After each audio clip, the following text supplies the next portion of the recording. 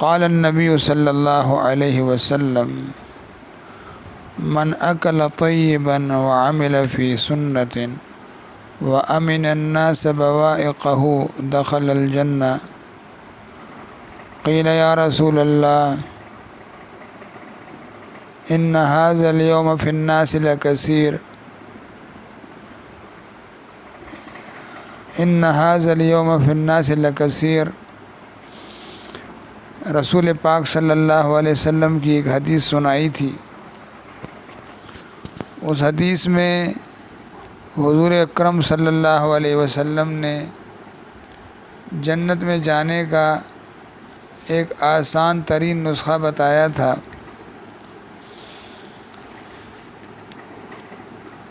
اور 3 چیزیں بتائی تھیں، 3 کام بتائے تھے۔ ایک من اکل طیبہ، جو حلال کمائے اور حلال کھائے، وعمل فی سنت، اپنی زندگی کے سارے معاملات وہ سنت کے مطابق کرے، اتباع سنت اس کی زندگی میں موجود ہو۔ وَأَمِنَ النَّاسِ بَوَائِقَهُ، اور تیسرا کام یہ کرے، تیسرا عمل، تیسری شرط کہ لوگ اس کے شر سے محفوظ ہوں، لوگ اس کے شر سے محفوظ ہوں، تو یہ جنت میں داخل ہو گیا۔ قیل یا رسول اللہ ان هذا اليوم في الناس لكثير، لوگوں نے کہا یا رسول اللہ آج کے زمانے میں تو ایسے لوگوں کی کثرت ہے، صحابہ کا زمانہ۔ تو نبی کریم صلی اللہ علیہ وسلم نے فرمایا کہ میرے بعد بھی ایسے لوگ ہوں گے، اگرچہ زیادہ نہ ہوں لیکن ہوں گے ضرور۔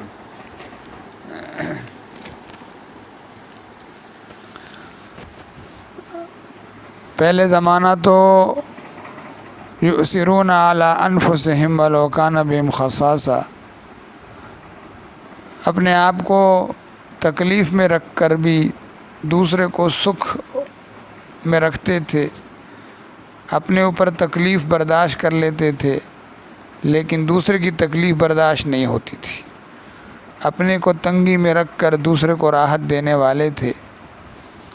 ہر طرف معاشرے کی یہ حالت تھی، لیکن آج افسوس انسان کا شکار خود انسان ہے، انسان ہی شکاری ہے، اور شکار بھی انسان ہے، شکاری بھی انسان اور شکار بھی انسان۔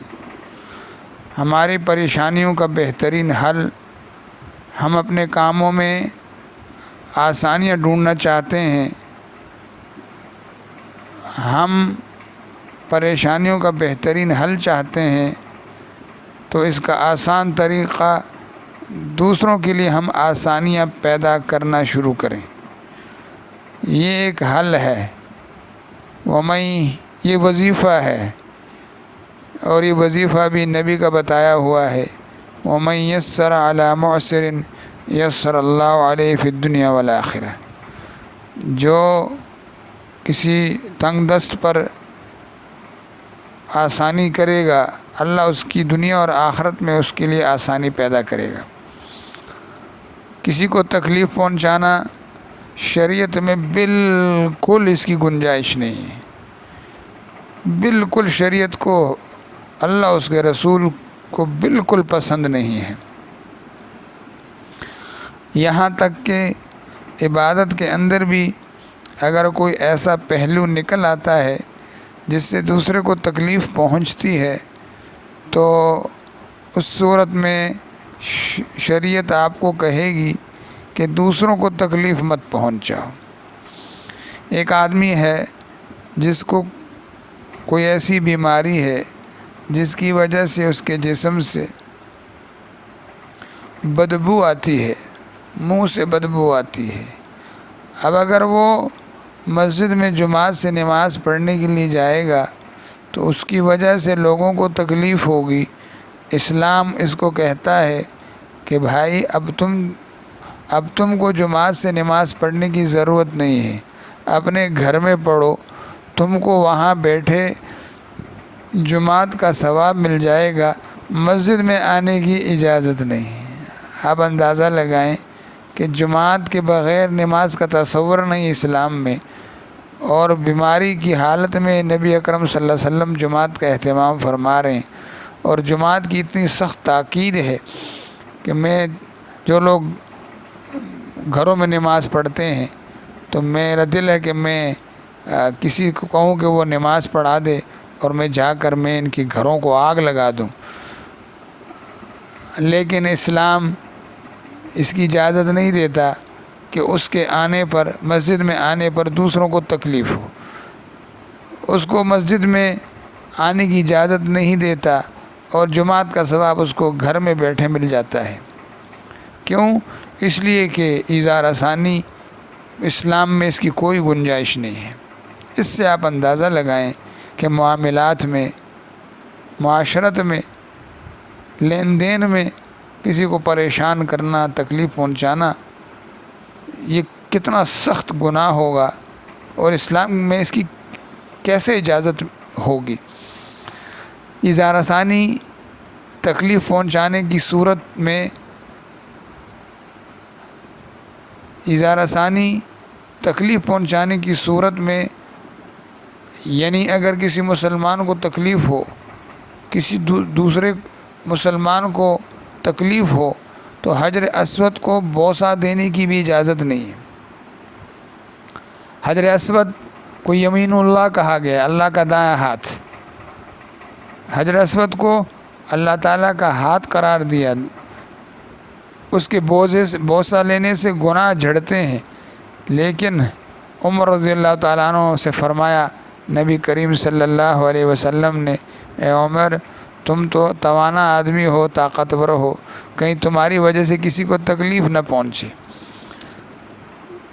تو تکلیف پہنچانا حرام ہے، اور حجر اسود کا بوسہ لینا مستحب ہے۔ اب مستحب کے لیے حرام کا ارتکاب نہیں کیا جائے گا۔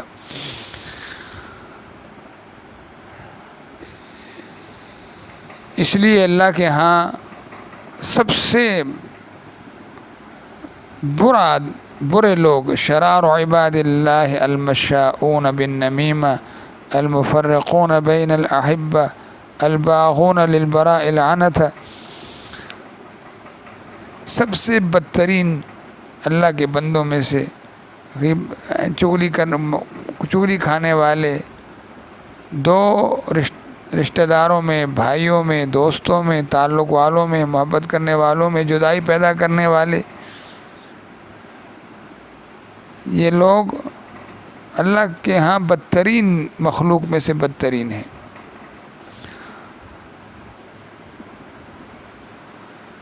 اس لیے ہمارے دین میں سب سے اہم چیز یہ ہے کہ کسی کو تکلیف نہ پہنچائی جائے۔ ہاں، بلکہ دو لفظوں میں پورا دین، الدین النصیحہ،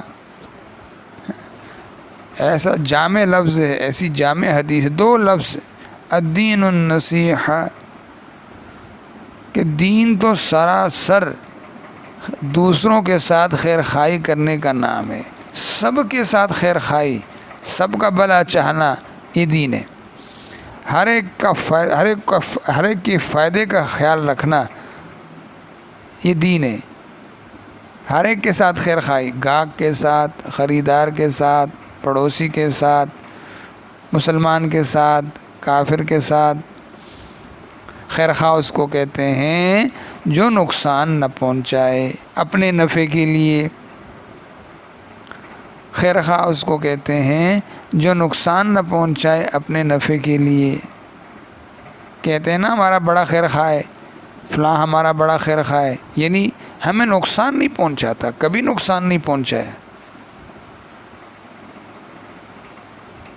افسوس ہے کہ آج کے مسلمان کی انشاءاللہ جہاں نیت خراب ہوتی ہے نا، آگے کہہ دیتے ہیں انشاءاللہ، یعنی جو چیز دینی نہیں ہے لے کر تو وہاں انشاءاللہ کہہ دیتے ہیں،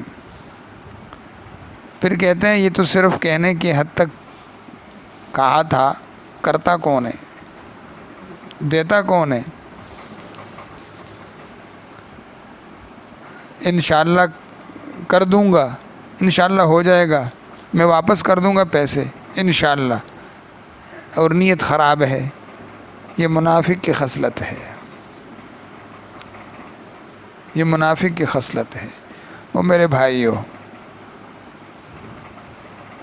نبی کریم صلی اللہ علیہ وسلم نے قرض دار کی نماز جنازہ نہیں پڑھائی۔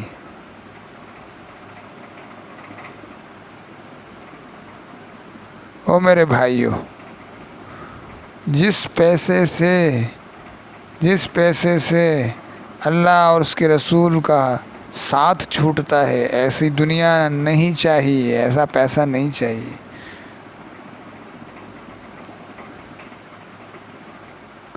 جس کے لیے ہمیں کسی کا مال دبانا پڑے، کسی کی جھوٹ بولنا پڑے، کسی کا دل دکھانا پڑے، کسی کا حق مارنا پڑے، ہمیں ایسی دنیا کی ضرورت نہیں ہے۔ خدا سے ملنے کا طریقہ، وظیفہ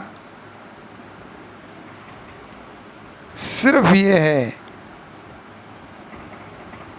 کہ ہمارے ہاتھ سے، ہماری زبان سے کسی کو تکلیف نہ ہو۔ دیکھیں، حقوق العباد میں توبہ نہیں ہے۔ 27ویں کی رات ہو رمضان کی، حرمین شریفین ہو، مکہ ہو، بیت اللہ ہو، 27ویں کی رات ہو، اور ہو بھی وہ لیلۃ القدر کی رات،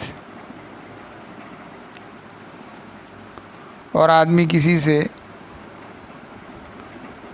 مثال کے طور پر 1000 روپے قرض لے، اور نیت پکی یہ ہے کہ دینی نہیں ہے، نیت یہ کی ہے کہ دینی نہیں ہے، یہ روپیہ مجھے دینا ہی نہیں ہے۔ اب یہ مسجد آ گیا، مسجد حرام میں آ گیا، بیت اللہ سامنے، اور 27ویں کی شب ہے، لیلۃ القدر ہے، اور رو رہا ہے، یا اللہ میری توبہ، یا اللہ میری توبہ، یا اللہ میری توبہ۔ یہ توبہ قبول نہیں، یہ توبہ قبول نہیں۔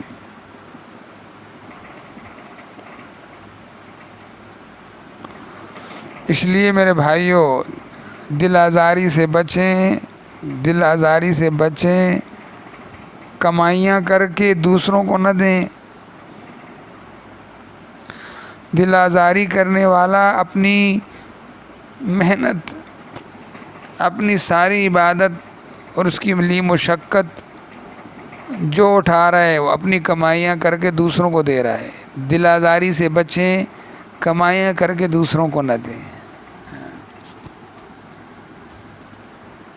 اس لیے نبی اکرم صلی اللہ علیہ وسلم نے ارشاد فرمایا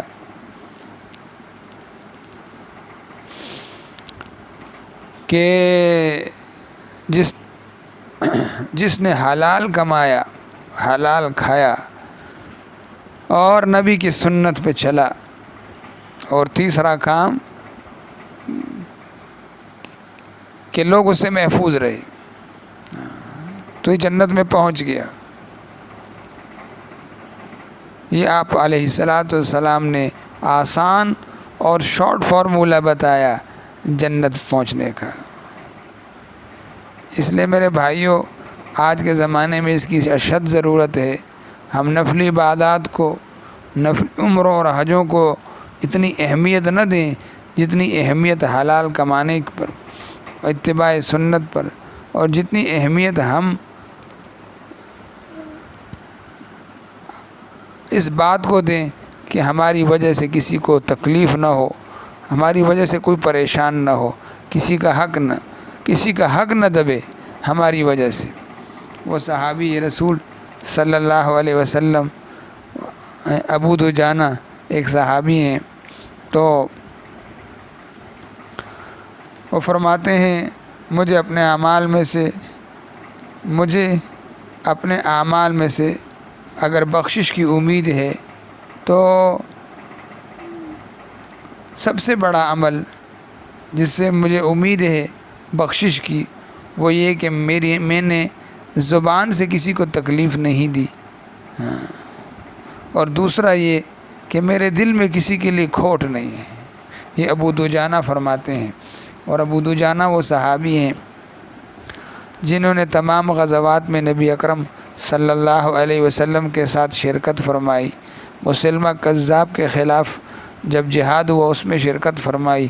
اتنے بڑے بڑے اعمال کے باوجود بھی فرماتے ہیں کہ میری بخشش کا سب سے بڑا عمل جس سے مجھے امید ہے وہ یہ کہ میں نے کسی کو تکلیف نہیں پہنچائی زبان سے، اور میرے دل میں کسی کے لیے کھوٹ نہیں ہے۔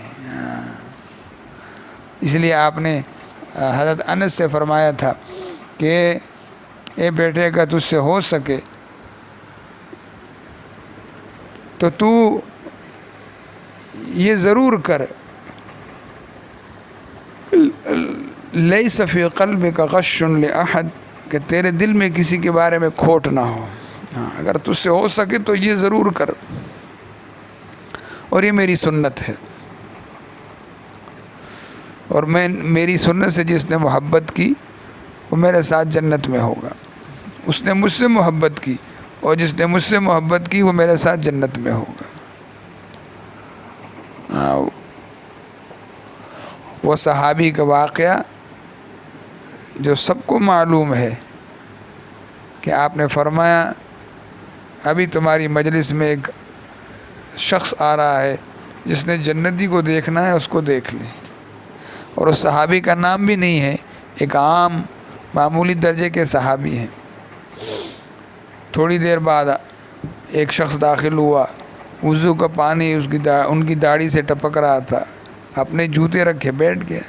3 دن مسلسل آپ نے یہی اعلان فرمایا کہ ایک شخص تمہارے پاس آ رہا ہے، جس نے جنتی کو دیکھنا ہے تو اس کو دیکھ لے۔ تو وہ عبداللہ ابن عمر بن عاص ان کے گھر تشریف لے گئے، اور 3 دن وہاں رہنے کے بعد کوئی خاص عمل ان کی راتوں کا دنوں کا ایسا نہیں دیکھا جو خصوصیت والا ہو یا زیادہ ہو، کوئی ایسے کثرت سے تلاوت یا ذکر یا عبادت۔ تو آخر میں انہوں نے بتایا کہ آپ کے بارے میں نبی اکرم صلی اللہ علیہ وسلم نے 3 دن مسلسل جنت کی بشارت دی، تم کیا عمل کرتے ہو؟ تو انہوں نے فرمایا کہ کوئی خاص عمل تو نہیں ہے، ہاں بس یہ ہے کہ مجھ سے کسی نے زیادتی کی ہو، کوئی تکلیف پہنچائی ہو۔ تو جواباً میں نے کوئی تکلیف نہیں پہنچائی، میں نے کسی کو کے ساتھ زیادتی نہیں کی، اور مجھ سے اگر زیادتی ہوئی ہے تو میں نے دل سے معاف کیا، اور میں نے زندگی بھر کسی کے بارے میں دل میں کھوٹ نہیں رکھا، نفرت نہیں رکھی، کینہ نہیں رکھا، سب سے دل صاف کیا، چاہے مجھ سے کسی نے زیادتی کی ہو، سب سے میں نے دل کو صاف رکھا، سب کو میں نے معاف کیا۔ تو یہ کام بڑا مشکل ہے، لیکن ہمت کرنے والوں کے لیے آسان ہے۔ اللہ مجھے اور آپ کو توفیق عطا فرمائے کہ ہماری ذات سے ہم اپنے نفعوں کے لیے، اپنے فائدوں کے لیے، اپنے پیٹ اور جیب کے لیے کسی کو نقصان نہ پہنچائے، کسی کو تکلیف نہ پہنچائے۔ آمین۔